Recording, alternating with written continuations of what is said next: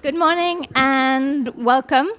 My name is Sria, and it is my incredible privilege to be with all of you here today, and to welcome you on behalf of the Paul Mellon Center to Disable Legacies, Beyond Access and Inclusion.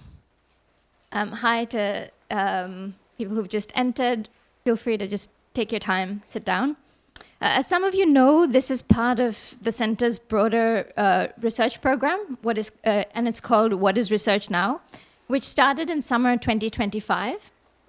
This series specifically is led by the questions, can the legacies of disability art and culture take us beyond access and inclusion? Can disability justice help us create and lead better lives? So we're here not to explore histories of disability, but ways of thriving and being, arguing that disability justice can be not just a subject of study, but a method and mode of being. On that note, I have a couple of practical things to mention about the next 2 days. So there is a quiet space dubbed the resting room just next door, so you can go from there. Please feel free to move between spaces as you wish. During coffee and other breaks, there's also a social space for us to use and this space where we are.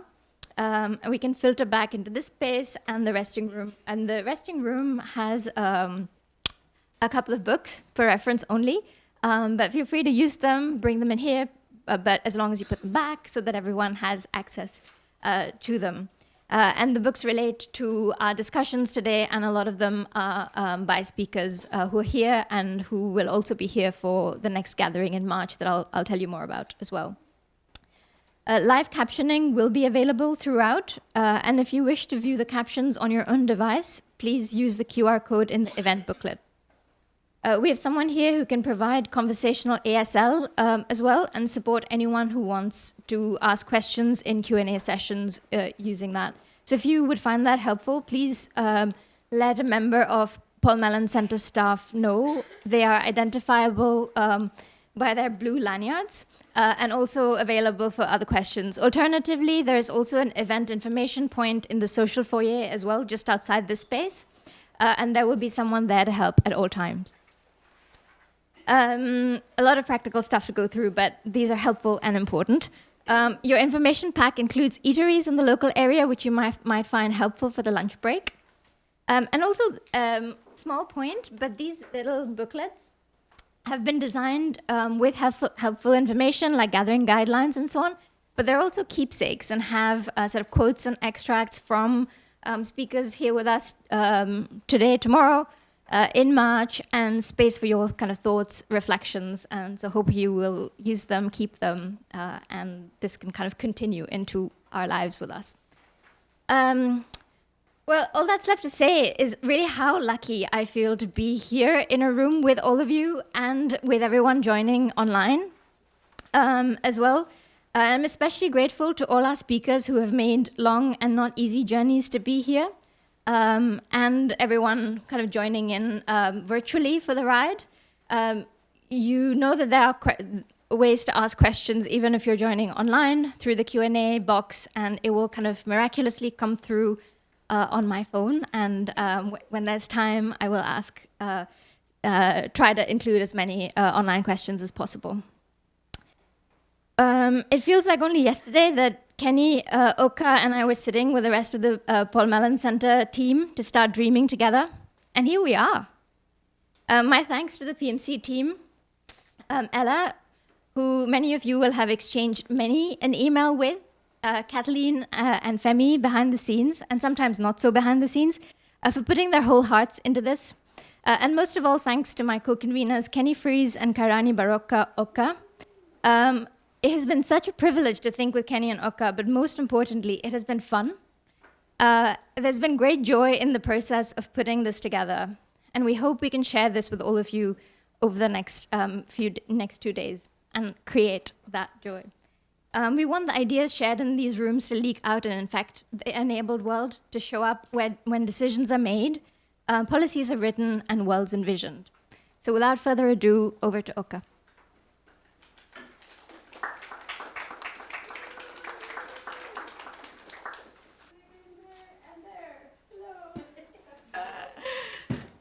Good morning, everyone. Hi, my name is Oka. I'm an Indonesian woman with long black hair and a multicolored pastel-y dress. To start things off, let's all take as deep a breath as we can together. And exhale it out as loud as you can. Okay, one more time.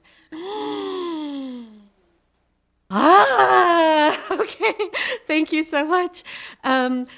It has been truly a huge honor to work with Kenny Freys and Sria Chatterjee and the Paul Mellon team. Thank you so much to Ella, to Kathleen, to Femi, to everyone who has made this happen, and to all of you for being here, speakers, gatherers. It's been some kind of fever dream to be able to geek out over admiration for people's work over months, and then to actually bring them here. It is truly the stuff of crypt dreams. In the spirit of the late, great Alice Wong's "Don't Let the Bastards Grind You Down," I hope that we will remember these days very fondly and as impetus for us to collectively pay no heed to bastards who may try to grind us down, and instead just bask in joy and possibility and appreciation for each other. Just to read a bit from what I wrote for the booklet for a steadying hand. We follow in the wake of disabled, deaf, and/or neurodivergent ancestors who have navigated oppression with ingenuity, creativity, and artistry. To say that we have always aimed to go beyond access and inclusion is an understatement. The story of disability justice is one of anti-colonialism and of determination for communities of mutual aid and collaboration to survive together, to create together. We welcome you to this communal reminder of the deep wisdom we inherit and of what all of us may pass on as future ancestors. So excited for everything happening today. Thank you all so much again, and we hope you enjoy.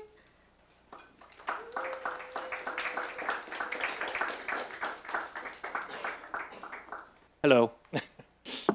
I flew in, see, so I'm not even able to speak English, from Taiwan yesterday. So or yesterday, 2 days ago. So, but it feels like it's, I don't know where I am.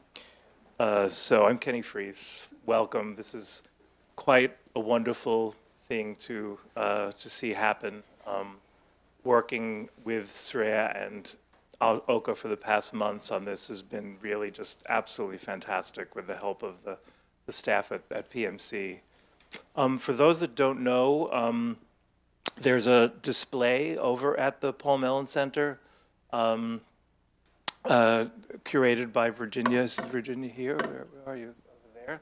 That's really wonderful in a very small space. Gives you a very nice history of disability representation throughout centuries, not decades. So if you get a chance to go over there, it'll be up through, I think, April something. So do that.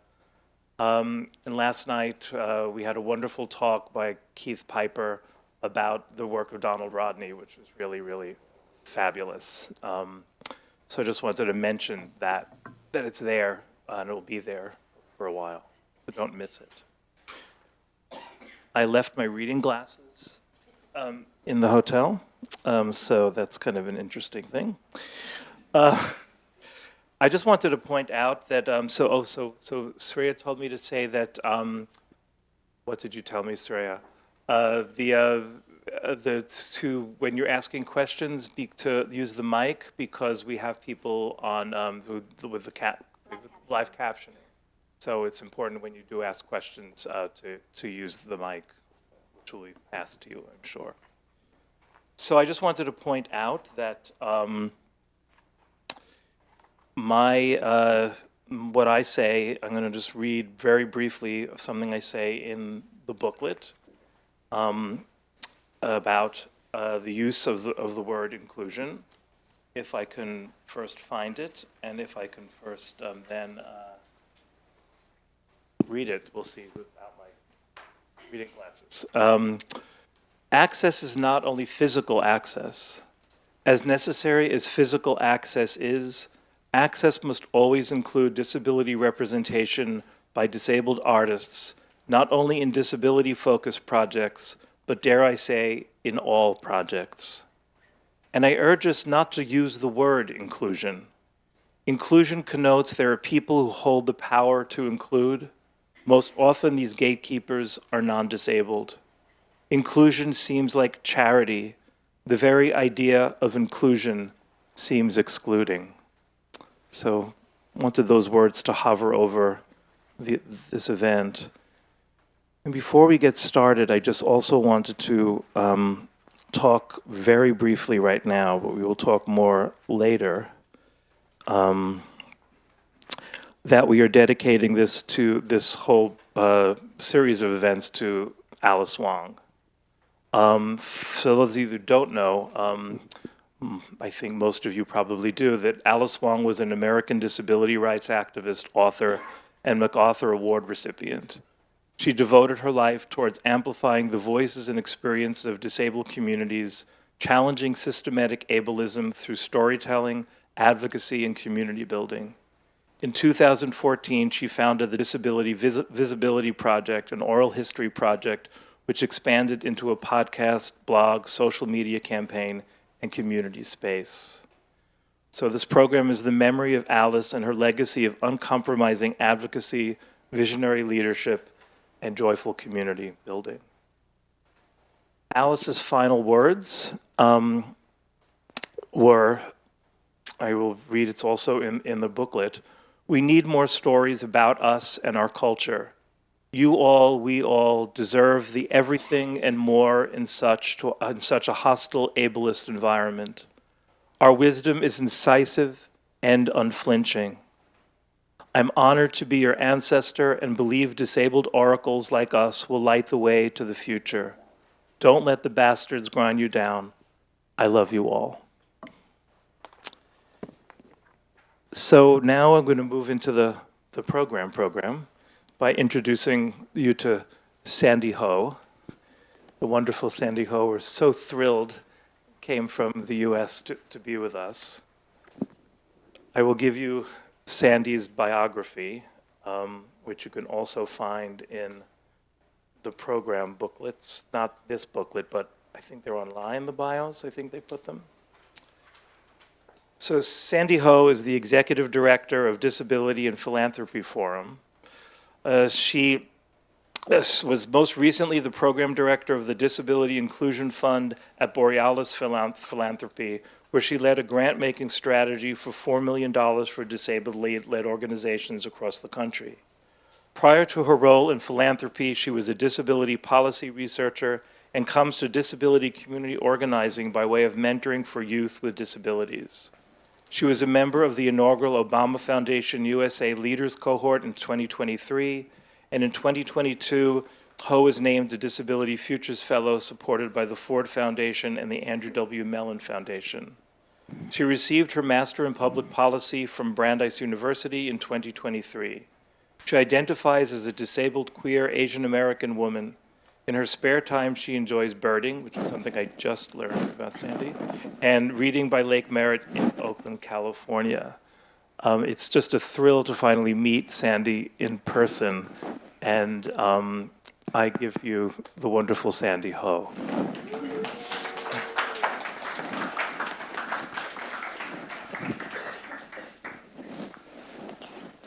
I want to make sure I don't block the captions there. Okay. Thank you, Kenny, for that. Hello, everyone. So I just want to begin by providing a brief image description of myself. I'm wearing a white button-up shirt with a blue blazer, dark pants, and maroon shoes. I have short, dark, wavy hair with lots of gray in it, and I'm sitting in a black power wheelchair. I'd like to thank the team who organized the What is Research Now series, all of the staff at the Paul Mellon Center who have been incredibly thoughtful on access and the promotion materials. I also want to thank PMC's head of research, Dr. Sria Chatterjee, Khairani, Barokka. I'm so glad to finally meet you. Since I first heard your name back in 2018, organizing the Disability and Intersectionality Summit. And then, of course, Kenny. So glad that we finally meet. I think I just missed you when Alice hosted one of her parties in your honor in San Francisco. So I hope that you all will forgive me for my lack of slides. I feel like if I had slides, I would be doing a lot more explaining of them than actually presenting. So I'm gonna just begin by saying also that since I am from the state, I'm gonna say the quiet things out loud. Right, so first and foremost, in the global rise of fascism, we must continue to support, fund, and platform artists and storytellers, and those who have dedicated their life's work to shaping what is more possible in our realities. In addition to being the first line of resistance, our storytellers and cultural creators remind us that the totality of our imaginations, creativity, expression, and communicating our truth are rights that belong to everyone, but especially to our communities who are often marginalized by those individuals and systems who seek to control these rights through means that subvert and silence storytellers and artists. Without artists and storytellers, freedom, a goal that is held by so many of our social justice movement leaders in its fullest capacity, will never be realized. The second thing I want to say in my introduction is I am sad to be here. While I am incredibly grateful for this opportunity, I am sad because I wish that we were all actually tuning into what Alice Wong would be saying. But we have the Disability Visibility Project, her many books and other writings, so we can glean and connect the dots. And so I am here to speak about my work in the US philanthropic sector. And while we were very close friends and had some collaborations, Alice and I saw each other first and foremost as friends who cheered each other on as we chased our ginormous dreams first, and then peer rabble-rabbiters second. Of course, there were many times these overlapped. Okay, so guided by her work and that of other disabled storytellers, my intention with this talk is to share some of the ways I believe disabled artists and storytellers have changed philanthropy and foundation giving to disability communities, and especially disability organizations in the US. So I'm first going to start off by talking a little bit about abundance as care, disruption, and politicized resistance. So, like so much that has been co-opted, right, by our capitalist systems, what we understand as quote-unquote mutual aid and giving circles began with enslaved and freed Black women who organized around their race, class, and gender in the US South. In these networks, Black women came together in their churches and other social spaces around the horrors of chattel slavery, and they shared a sense of solidarity and mutual care for one another. The solidarity that Black women formed through these networks led to an economic strategy, which allowed some to become landowners, which at the time was a really important indicator of class status and symbolized being a freed Black woman. These mutual aid networks rooted in care for one another also existed, right? We can still see them today, but within queer and trans communities in the 70s, 80s, and currently. So in 1970, Marsha P. Johnson and Sylvia Rivera, two trans activists, established what was called the Street Transvestite Action Revolutionaries, or STAR. They supported young trans people through shelter and food. In the 1980s, mutual aid networks looked like the systems of care infrastructure, right, that traditional public health system and the government refused. The stories from movement leaders and the firsthand account from mutual aid groups are what allows us, those in shared principled struggle, in relational justice movements and future generations to continue in resistance. These stories can be found in the over 100,000 names in the AIDS Memorial Quilt. They are found in the diaries of free and enslaved Black women and men, in the songs that are sung at marches and protests alike. I like to think of mutual aid as the flocks of birds that swarm together in perfect synchronization. They are the black crows sharing intelligence between one another, warning about a predator, or maybe they're the European starlings that shapeshift in midair. Mutual aid groups are the sanderlings that scamper across the sand as the high tide moves in, their footprints leaving the tiniest imprint on the sand, evidence that they all survived. So, is mutual aid and giving circles, is it a skill that is taught, or is it like one generation of birds to another? innately present. From one social justice movement to another, the blueprint and map of how to be in resistance already predetermined in those long ago stories and songs from our ancestors. Mutual aid enables networks of people with shared lived experiences to come together and transform their material conditions. From these examples and the many works that exist around slavery and queer and trans justice movements, we see the impact that mutual aid and advocacy can also have on our public policies and civil rights. Typical systems of care and justice often provide the minimum, right? So just barely enough to survive in many cases. So take, for instance, in the US, the asset limits for disabled people who use government health care and other types of assistance have not been updated in over 30 years. Most recently, the global COVID-19 pandemic revealed the glaring gaps and cracks in the healthcare system for countries around the world. In a study in 2023, they showed that early on in the US, many disabled and older people who are living in institutionalized settings, so those are nursing homes, assisted care facilities, group homes, et cetera, who are on Medicaid, a form of government health care, experience over double the times of excess deaths compared to the general population.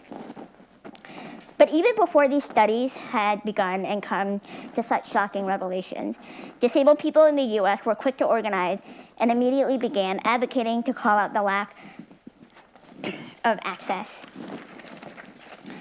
Many disability advocates and organizations pushed to change regulations on vaccination, access and distribution, masking policies, and establish mutual aid networks to ensure that older, disabled, and immunocompromised people are safe.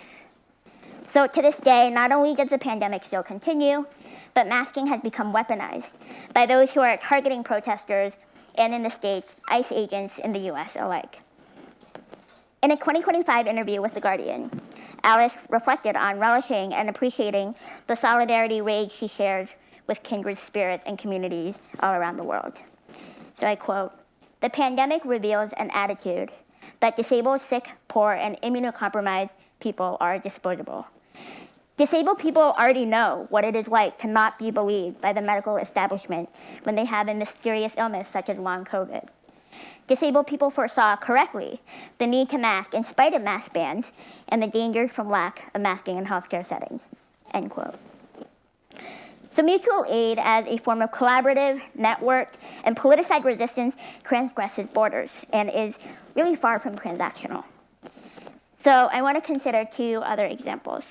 I want to tell you briefly about a place called the Imagination Farm and its affiliated organization, Imagine Waterworks, which is based in New Orleans, Louisiana. Cui Bear is the executive director and co-founder of the organization, which describes itself as a place-based with a global vision. The group approaches climate change from a mutual aid and multidisciplinary framework that draws from science, history, identity, and art. The Imagination Farm is a mutual aid disaster hub where those who are most impacted by climate change can explore new and old ways of being. Their work imagines queer, trans, disabled people coexisting in a future that fosters freedom and an opportunity to explore, imagine, and share solutions for our future. Their work has led to, among many other resources and support, the Queer Trans Guide to Hurricane Season, which I really encourage you all to check out online. This resource is a compilation of art from LGBTQ artists and neighbors from the area. Another example comes from a collaborative project co-created by poet Jane Shi, writer, poet, and activist Leah Lakshmi Piyapshna Samarsinha, and of course the late Alice Wong, writer, activist, and director of the Disability Visibility Project. So hopefully some of you in this audience may have heard about it, you may have even donated to it or shared it on social media. This is the mutual aid effort called CRIPS for eSIMs for Gaza. A free and liberated Palestine is central to disability justice, organizing, politics, and analysis. And in a December 2023 blog post, Alice wrote, I quote, "As a person dependent on electricity for my ventilator and numerous machines to keep me alive, it was particularly triggering when I saw a photo of a nurse manually ventilating a child because Israel cut off electricity and targeted attacks on entire regions in Gaza, including numerous hospitals. Solidarity isn't transactional or conditional. While it is clear that approximately 50,000 disabled Gazans face great danger, disabled people shouldn't care because they can relate to what is happening. Cross-movement solidarity is another disability justice principle that I deeply believe in. We need to build relationships and show up for other movements because that is a way to build power and it's just the right thing to do, end quote. This mutual aid effort, of course, continues today. It demonstrates the ways that genocide continues to have a mass disabling impact on Palestinians. It also highlights the critical importance that storytelling, communication, and shared knowledge can have all forms of resistance on a global scale. So by fundraising for the purchase of eSIM, disabled people can support Palestinians who load the eSIM card into their cell phone to stay connected, gain communication with both themselves and the world outside of Gaza. So in all of these examples, honestly, I am really uncertain that the people that I just mentioned in our social movements would really call themselves philanthropists. But what I am certain of is each of these examples point to the ways that communities that have been forced to the edges of our society have found ways to live abundantly, right, through deliberate networks that are bound in solidarity and mutual care for one another. So I'm now going to segue into disability and philanthropy. So while I have yet to actually see a burrowing owl, and if you don't know what those look like, after this, hopefully you can Google image it. But a burrowing owl in person, I haven't seen one yet, but not for a lack of trying. In photos, these critters frequently are posing with wide eyes and tilted heads, manifesting some kind of perpetually cartoonish curiosity. This is what I imagine disability funding and philanthropy to be if it were to take animal form. Like a burrowing owl, U.S. philanthropy has taken a wide-eyed, curious pose and is generally eager to learn more about their role in the funding ecosystem to support disability movements. I will also add that such funders are few and far between and often really difficult to coax out from their very snug spaces. If you know anything about burrowing owls, you also know that they reside in abandoned homes that were already made by prairie dogs and ground squirrels. So in other words, someone else has already done the hard work of making a comfortable living arrangement for them to exist in. So for some U.S. disability funders, the case for why disabled-led funding is essential to all social justice movements has already been established by disability communities, their existing grantees, and of course peers working in the philanthropic sector who identify as disabled. So all strange ornithological analogies aside here, the progress from U.S. disabled-led funding initiatives is emergent and hopeful, but there's really a tremendous amount of work that still needs to be done. Several initiatives currently exist in the U.S. that aim to embody the tenets of disability justice, rights, and inclusion in various ways. But rather than going into each one, I just want to share and underscore some of the elements of these funding mechanisms that have surfaced over the past 5 to 7 years. To me, these traits specifically indicate shifts in mindset, practices, and systemic transformation that offer a glimmer into the progress that is happening. So first, funding is led and or informed by people with disabilities, self-advocates, and disabled people who do not necessarily come from experiences of funding or wealth. That's the first shift. A second shift, the areas of funding are increasingly oriented toward building social, economic, civic, cultural, and political power for all disabled communities. Third, on some level, there is also a recognition of the inherent ableism and inaccessible systems and structures that are built into the philanthropic sector, which prevent disabled people from more equitable access to funding. And lastly, I've observed that there's a growing understanding about an existing disability justice, rights, and inclusion field that is essential to all social justice movements. And as such, philanthropy really must shift to embody these ways of supporting and funding justice. Across all of these 4 areas, I want to emphasize that more can and should be done in order to meet the scale of the existing gap and strengthen the disability infrastructure, which includes the kinds of services and programs that ensure basic needs for disabled people are actually met. So as Kenny mentioned, prior to my current role, I led the Disability Inclusion Fund, which began as a 5-year commitment of $10 million amongst a collaborative group of funders. After just its first year of grant-making operation, the fund had reported a little over $2 million in grants made to 29 groups. But what this meant was leaving over 600 proposals from disability funding requests. Really, it was over $13.5 million on the table that were left unfunded.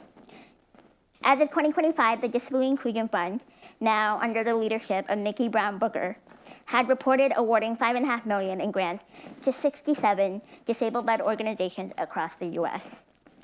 The Disability Inclusion Fund was launched in 2019, right, so right before the pandemic, and its stated purpose is to expand the capacity of the disability justice movement by resourcing powerful grassroots organizations and leaders at the forefront of dismantling ableism through policy advocacy, community organizing, art, and narrative change. While this fund is not the only disability-led funding in the US, and it's certainly not the first one to do so, the focus of the Disability Inclusion Fund makes it distinct in both its decision-making process, in which case the participatory grant-making, right, which engages actual members of the disability community to decide on the funding.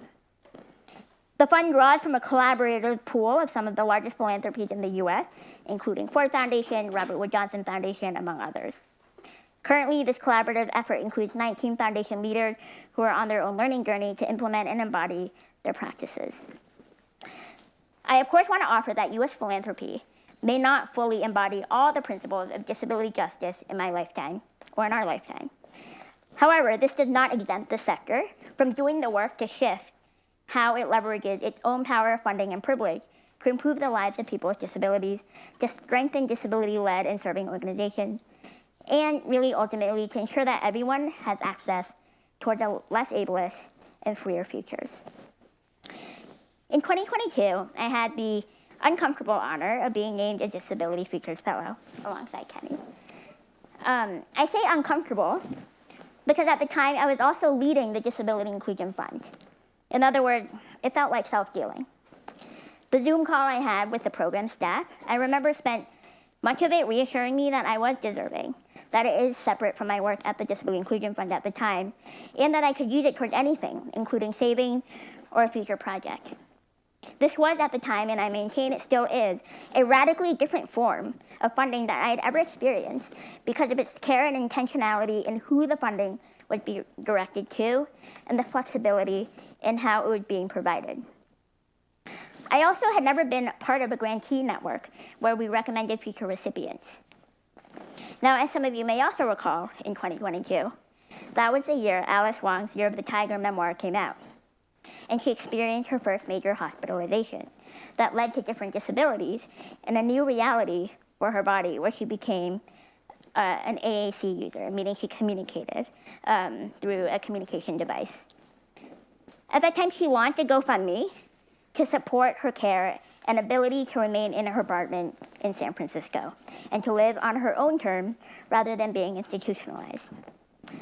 At that time, Alice asked me to support her launch of the memoir, and of course, without thinking, I put my fellowship funding towards her crowdsourcing effort so that she could remain in her home. It is not lost on me that it's the structure of the funding that allowed me to do this, and because I wanted to show up for my friend, whose advocacy, storytelling, and leadership had enabled so much possibility for myself and marginalized disabled people around the world. In truth, I really wish more disabled people could have this option and privilege that allows us all to give to one another in support of our wildest and boldest dreams. I'm going to end by speaking briefly about disabled oracle wisdom. In 2022, the Society of Disabled Oracles was launched, also something to look up if you're not already familiar. The project is a partnership between Amy Hamray, a disabled designer and design researcher who authored Building Access, Universal Design and the Politics of Disability, and Jem White Johnson, who's a disabled artist, designer, educator, and activist, and of course, Alice Wong. The project describes itself as a living chorus, an archive of disabled wisdom from the past, present, and future. We have been waiting for you. I'd like to imagine what possibilities might reveal itself if instead of having to prove and justify our worthiness, or we explain our deservingness, our innovation, ingenuity, and endless strategies, what if funders would simply say to disabled people in our wisdom, we have been waiting for you. Currently, in my own day-to-day work, I frequently have conversations with foundation staff who will boldly say to my face, we don't fund disability. 5 years into this work, I'm now really quick to respond with, well, what if I told you that you already are? Guided by the wisdom from disabled oracles, we know this to be fact. Stacy Park Milburn, another disabled oracle, once wrote this about ancestors. I quote, I believe that our ancestors laugh, cry, hurt, rage, celebrate with us.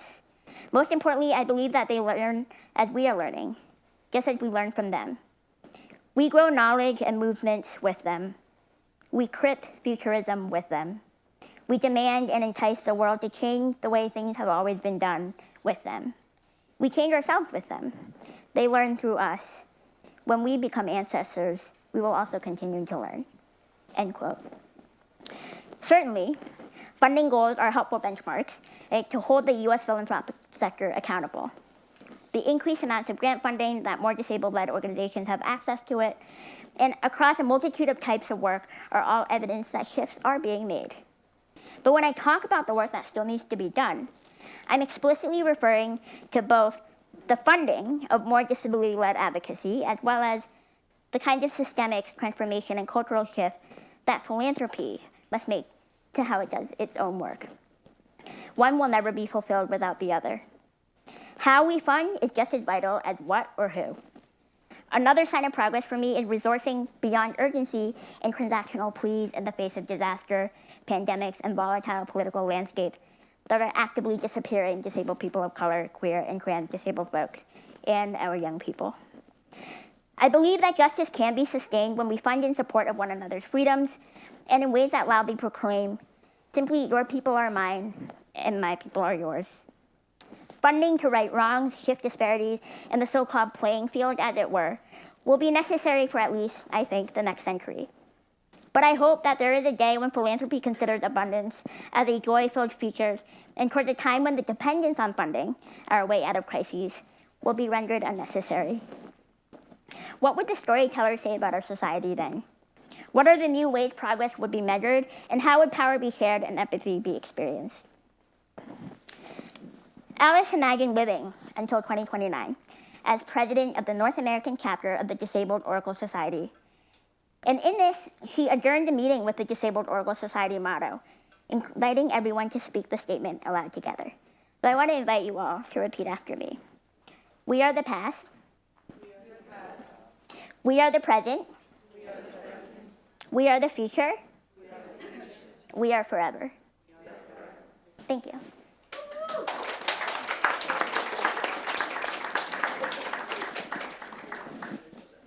So I wanted to know what you thought of the foundations that basically come in, give a bunch of money, and then it's gone. I mean, do you see a way of foundations and philanthropy continuing? We're talking, decades of funding or a century of funding, or is this the way it will work forever? That basically they come in, they give the money, and then they leave. Yeah. No, I mean, and that's the thing that I've always found useful, especially when talking about money, because in so many of our societies it seems quote unquote like taboo and people are uncomfortable about it. But particularly around funding and marginalized groups, like we have to talk about it, and we have to, I think, put all of our feelings and complications, because it is complicated. Money is complex, and you're spot on, right? And I do agree with you that this kind of what we call the boom-bust cycle of philanthropy, where there's like all of a sudden disability justice is this kind of buzzy word in the sector in the U.S. And so a lot of funders are, my analogy around the burrowing owl is like really curious and eager to jump in, and are also not quite sure what to do or how to go about it. And so this Disability Futures Fellowship, I think it was one of what I hope to be future models and replicas of funding mechanism that other foundations will take on. One of the things that the organization that I lead now, Disability and Philanthropy Forum, just launched is a retrospective of looking at arts and culture funding to disability communities and disabled artists from the past decade. We just launched this, so I don't have anything to share, but I think this was a part of a broader funding, exploration, and learning from the philanthropy sector. And what I hope, and another discomfort that I'll just raise, is we can stop being the study subjects to those who, quote unquote, mean to do well. And I think in this moment of justice and equity, good intentions are not a plan. Good intentions are just that. But in order for actual change to happen, we do need to have an understanding of what worked and what didn't. And I think the U.S. Research Fellow was a great example of what worked. But also what didn't was, how do we sustain this partnership between the foundations? Is it something that other foundations can then kind of put together through other sectors that they're funding in? Perhaps it's journalism, perhaps it's technology, whatever it might be. Yeah. Interesting to see that. I mean, it's what makes me uncomfortable with the whole conversation about money and funding, not really money, is that we're basically tying in and supporting a capitalist system which ultimately doesn't want us around very much. So how do you reconcile with that conflict? So as I kind of alluded to in my presentation, that among the 10 principles of disability justice, that anti-capitalist politic, when I talk to a philanthropy foundation audience, there's a lot of clutching of the pearls, like, oh no, what do you mean by anti-capitalist politic? Like what, right? So many of philanthropy right now cannot imagine a sector where they're not just moving money around, right? And that's the gist of what I'm trying to get folks to recognize as actually it's an inherently ableist practice. And so if we imagine a sector that does not just think of funding as the sole currency in which we are moving with, what does that allow? And so that's one way that I often think about it. The other too is we are far off from even having disabled people being compensated equitably. Okay? And so philanthropy, paying people to be their consultants, to be their advisors, to make presentations, to do toolkits, white papers, research press, whatever it may be. If we were to really flip things around, if philanthropy were to constantly fund disabled people, but then also, quote unquote, study what worked and what didn't, can we then compensate the study subjects, right? Not because of just the work that they're doing, but in addition to that, because if you're studying any population, right, that or community, that's in addition to the work that they are doing. And I think that's something that I hope a lot of disability communities remember and hold on to, is that you do have autonomy in the work that you're doing. And I know in the States often what happens or what can happen is groups are trying to position their project and idea to make it fit into an interest area or portfolio of the funders. And then I personally think that doing so, you're compromising a lot of your own ideas and autonomy and integrity in that way. It'll be interesting. We're going to open this up to questions from the audience in a minute, to hear from people from the UK and maybe other places on what the situation is with such funding. I did want to mention that because I'm also Canadian, because my husband is Canadian, and the Canada Council for the Arts is one of the few places I know that has a specific disability arts stream funding. So basically when you apply, you're being the juries are disabled artists. You don't have to explain yourself to them. Yeah, you can you can apply in the regular funding, but you know, why would you do that sort of thing, right? So and it happened because it came from rising up from the disability community. It didn't happen from a top-down sort of idea. And the program officer is disabled, a good friend of mine, my former teaching assistant, and it's just a really interesting model that they have there. They also have an interesting funding model that's, so you get the grant money, but then you also get extra access funds that you apply for. And that's also, because, you know, usually you get a grant, and if you get $10,000, then, you know, you have to still pay your access needs out of that. But in Canada, they give you extra money. Sometimes I've gotten small grants for them where actually the access money was more than the grant that I had. So that's an interesting thing that's there, and it's there. It was a priority of the Canada Council for a while. I don't know if it still is in their next 5-year plan, but it's there, and it probably won't go away, which is an interesting thing. Do you think things would be different or would shift more if the head of, say, the Ford Foundation was a disabled person? Or was that? Yes, absolutely, yes. And, you know, one thing that I was fascinated by when I started in philanthropy was that kind of almost whispered confession to me, like in the ways that sometimes we may be uncomfortable with talking about money and funding.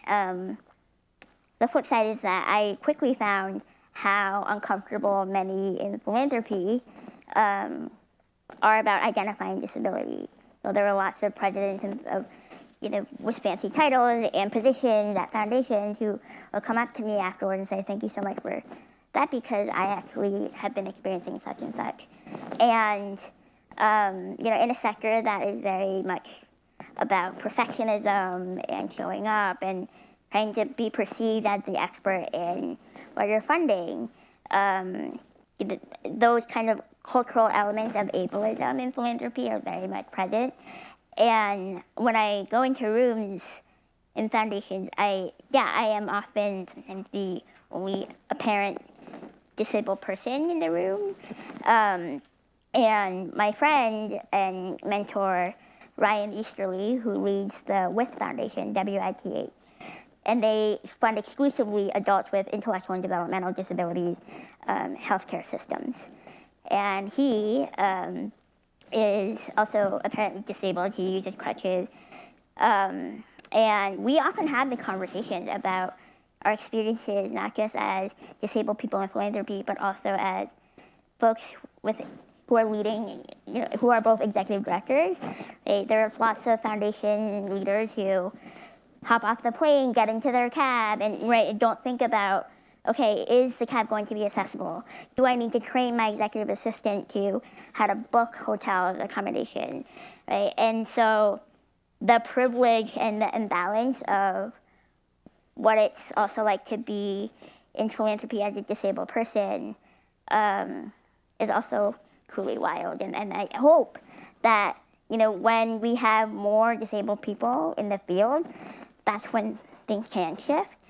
But I say that with a lot of caution, because I know, you know, it just from my own career trajectory of having been a policy researcher, and then prior to that, I was a community organizer living off of Social Security, right? Suddenly finding myself in this role, it's interesting because there are trade-offs, right?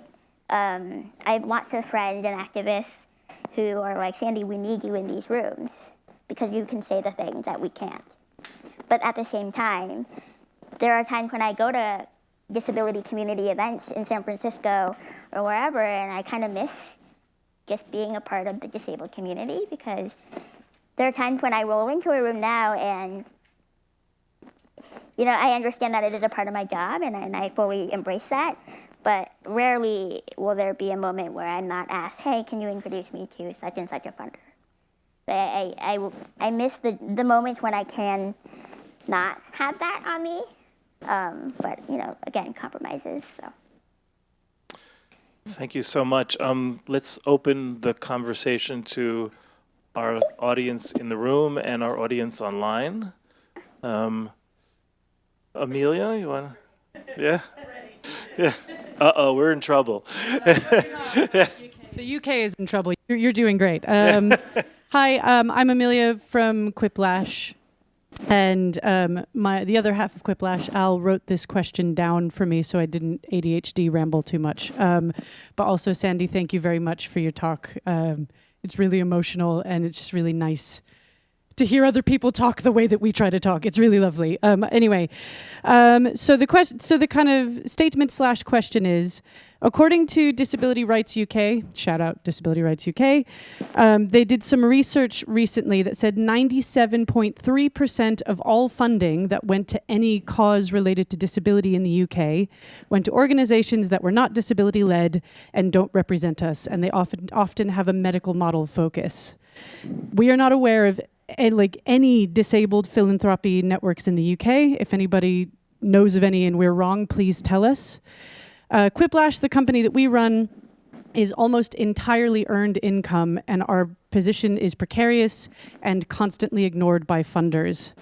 Do you have any tips or resources for starting, finding, encouraging some kind of similar networks here or joining to international networks? That's such a great question, and I say this, of course, with my U.S. perspective, so I'm not fully sure that I would be responding to the question fully, but I think that one way to go about doing this is also, and I give this advice and recommendation to disability-led organizations and community groups in the U.S. as well, which is there's enough pie slices for all of us. And when we come across funding relationships that are particularly helpful or generative, or we shouldn't just keep that to ourselves, I think. And I think that is an approach in which we can start to build those networks by first word of mouth. And then, yes, like the infrastructure for it then becomes larger when there is, I don't know, a funding list or some kind of like, hey, do you know so-and-so? As much as I am always happy to introduce folks to other funders, I also look to other grantees because I know that there are things that grantees are experiencing that I am not aware of, right? So sometimes I'm not aware of what is it like to, do the reporting narrative for this funder, or having the budget. Grantees can give that more day-to-day and forthright experience. So that's one thing that I would recommend. And then secondly, there is more of like a grassroots collective in the US where folks come together, and every month each member of the collective pools together $100 US. And so then whatever they're able to pool for that month, they then give away to a group that submits a proposal. And so in that sense, there is that mutual aid giving circle element, right? That we know that there are many different kinds of privileges, and some of us may have more disposable income than others, but what we can give, that's just another example. I have it online from an online audience member. So this is from Megan Ibsen. I'm just going to paraphrase the question to keep it a bit shorter. But it is asking what support there is for disabled adoptees who under adoption law in the UK aren't allowed automatic access to birth families' medical history. And also mentions that an adoptee called Dawn McLean died due to this law. The BBC has an article about her and her advocacy. And so if you had any thoughts on this. I'm not sure that you have thoughts. I don't, but maybe somebody else does. And I think maybe it's also a good moment to remember that we're in a room with a lot of people with different experiences, expertise, and so on. So over the next few days as well, things might come up, even if we might not have a kind of particular answer to a question. And another reason we do this is to start conversations and for people to stay in touch and so on. So this is. Hi, my name is Anna. Hi, Sandy. I'm originally from the US. I've been in the UK for a few years. And I just came back from a conference where I was trying to make the case to US and UK government officials to turn the tap back on for funding to international disability-led groups, especially in low-income countries where the USAID stop work order and the UK aid cuts have really affected those groups.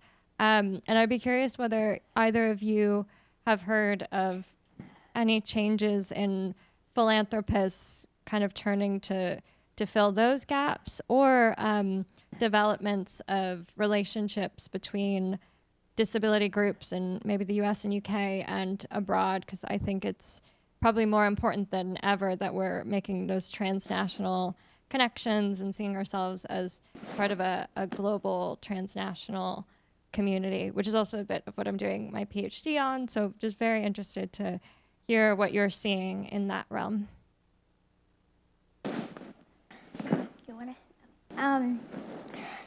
So there is a parallel to the organization that I currently lead. Some of you are probably familiar with it, called Disability Rights Fund. And they do exactly what we do, but outside of the US. And, I will also, just speaking for myself and my own beliefs and observations, what I have observed is that when the political change happened for the US, and our current president went into office, it was not just disruptive to the U.S. funding internally, but also abroad, of course, with, as Anna just described, the cuts to U.S. aid. But it also had that trickle effect, right, to all across the board funding. And so my peers and colleagues at the Disability Rights Fund have also been telling me, yeah, it's hard for them as well. Not just to move the funding out, but also to raise the dollars to be able to move the dollars out.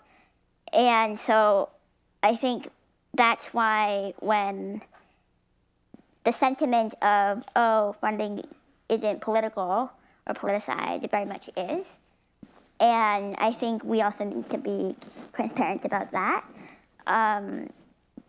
So when I think about the efforts to bring the UK and US funding mechanisms together, I do think that there is a political will to do so among those who are working in philanthropy.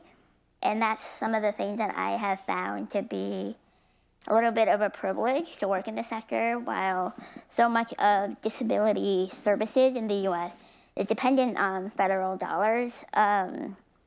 Being able to move money without that oversight, or not oversight, but without like the weight of what is happening in the US government right now, is certainly a privilege. And while we are doing what we can, ultimately the largest funder of disability access to healthcare, for instance, could never be replaced by private philanthropy. It's just such an insurmountable amount that it has to be controlled and funded and regulated and administered by our government. But that being said, there are stopgaps, and there are ways that I have seen the sector step up.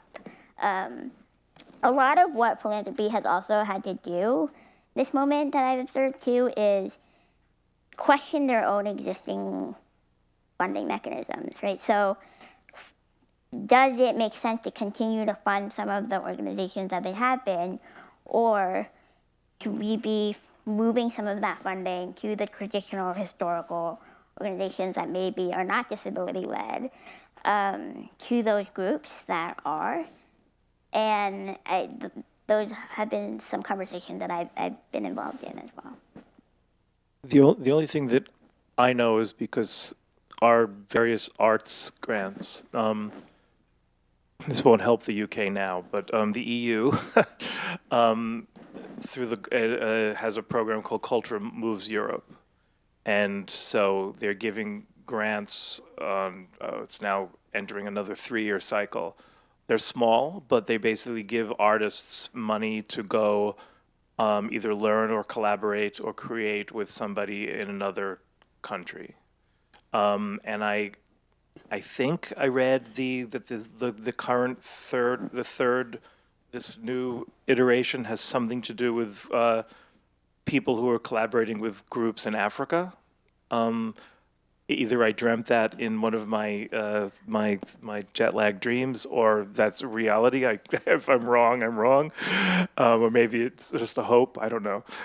So there are smaller pockets of things, and a lot of that comes from the EU, moving across EU countries and adjacent countries. I got a small grant to go work with my very young Greek translator who's been translating my first book of poems that were written before he was born, for instance, last year. So it was a small grant, and again, they put access money on top of the money, and the access money I got was more than the money that I got for the grant, which basically means I could bring my assistant, who's my husband. So yes. So those are the only things that I know of that are happening, internationally. But Yep.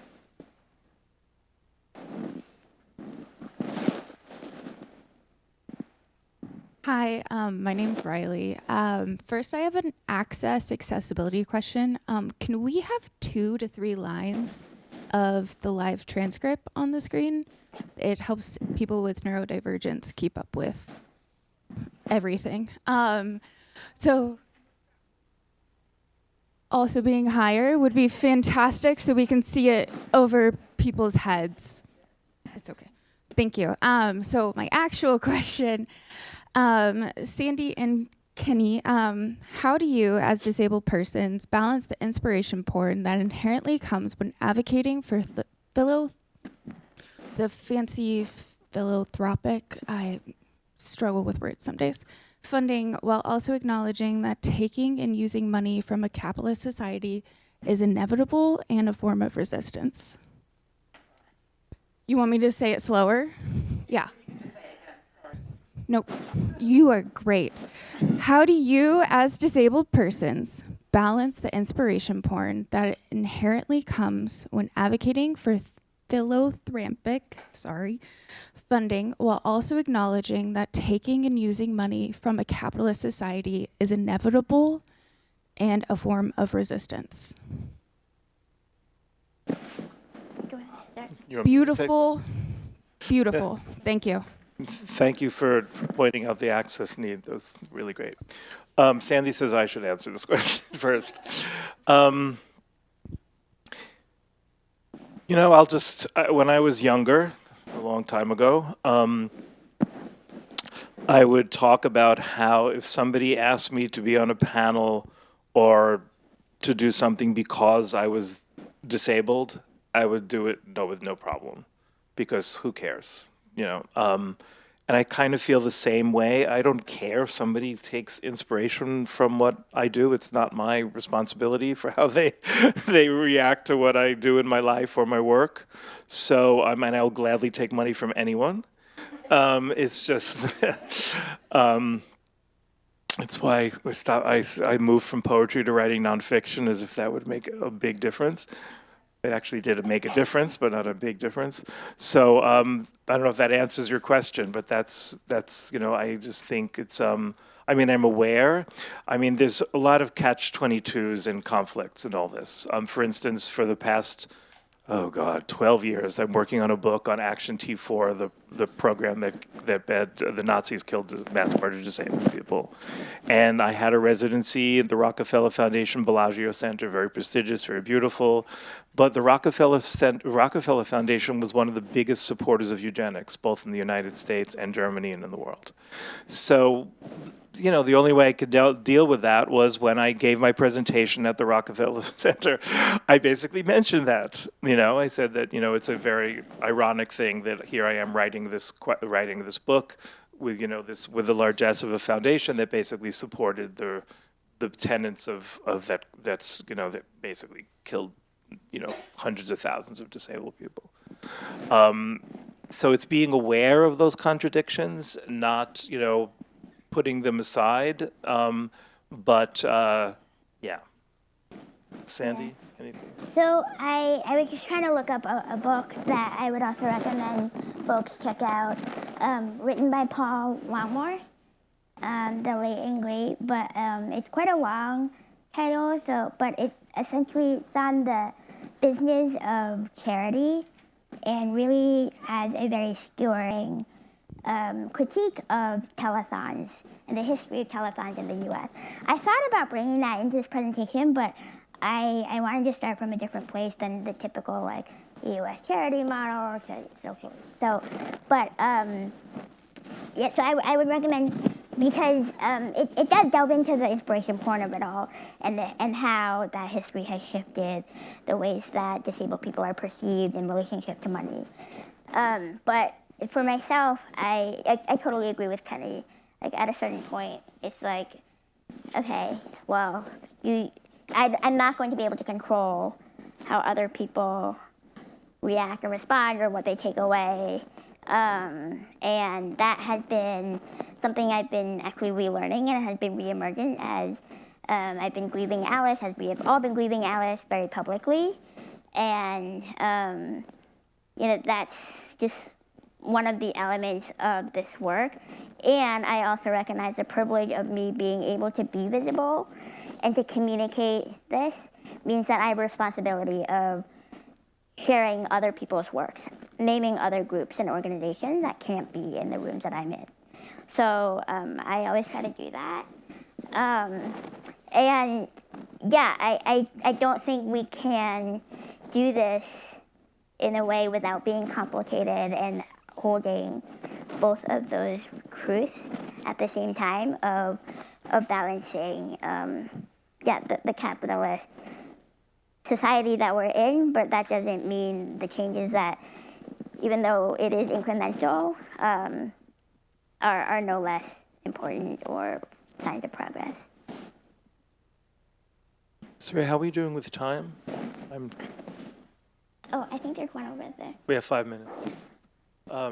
Someone has a question back there. Hi, this is Eleanor. Hello, Sandy. I think I want to, I'm speaking from Sister Safrida, a collective, disabled women and gender diverse people's collective based in London and in the UK. I think my question or comment is from previous about funding from Europe. In case people here don't know, I am sure people here do know, there is also Unlimited, which is a disabled arts organization here in England, working very much with the British Council. I am actually reading a report on the impact of their collaborations with a lot of disabled artists from around the world. They do give funding. For example, I do know there was a deaf artist here in the UK who worked with a deaf artist, sorry, I cannot remember which country now.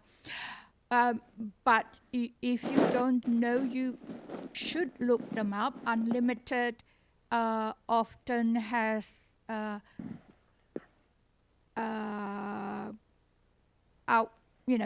questions for people, disabled artists who wants to join them.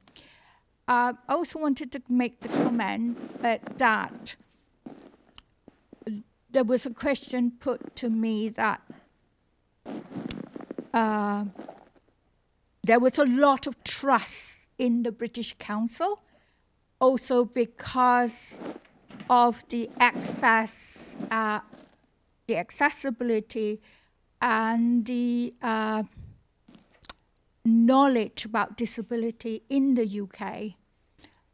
And I put forward the fact that there is trust in the UK, in the British Council, is because disabled people have been fighting for disability rights for a long time, and that is on the shoulders of that there is credit for the British Council because they have that knowledge because of the fight, the battle for disability rights in the UK. Personally, as I am originally from Malaysia, I also have an issue as an anti-colonial to be promoting the British Council. I think that's all I want to say. Thank you. Hi folks, I'm Sharon, I'm an access coordinator, also a disabled human. At the moment, that access to work is a bit of a state and we're all waiting for the swords to fall on our grants. When I brought this up at work the other day, they said, oh, well, can't you just get a grant for everything that you need for your access support? And I'm like, it doesn't work like that. So where does the line start for investing in art and investing in people, and where are the things that we should have as our basic rights? Like, how do we draw the line between those in our applications?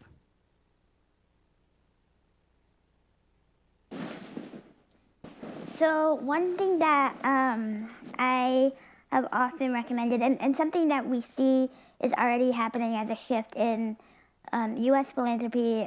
Most of the foundations we work with that are funding in disability understand that they are not just funding the project, and actually we have shifted away from project-based grants toward funding all of the quote-unquote boring stuff, right? So keeping the lights on, keeping your website up on, right, funded, that when we fund, it is to sustain the person behind the work. It is not just to produce, and I think that is an important shift that to name, and I wonder if that is something that can be pushed and advocated for here in the UK, and we call that operational costs, the overhead of it all, and it also, particularly for smaller organizations, right, I've seen in the US there are oftentimes staff of like 3, 4 full-time staff, but each of them are doing 2 other people's jobs and really have limited capacity already just to do their own work, never mind then to also write grants and do the fundraising. And so in addition to recommending operational support, but always requests for multi-year funding. And you know, to Kenny, your first question to me about the continuity of grant structures like the U.S. Featured Fellows, that drops suddenly. Why just 5 years? Why do we put a cap on it? It's really frustrating. And if I think about the U.S. example, we had the Americans with Disabilities Act, or basic civil rights. If the ADA is our floor, sometimes it can feel like philanthropy is our ceiling. And I think it's time that we can reimagine what the 4 walls around us can look like and how much more expansive it can be. I think that's a wonderful place to end. Thank you, Sandy. Thanks, everyone.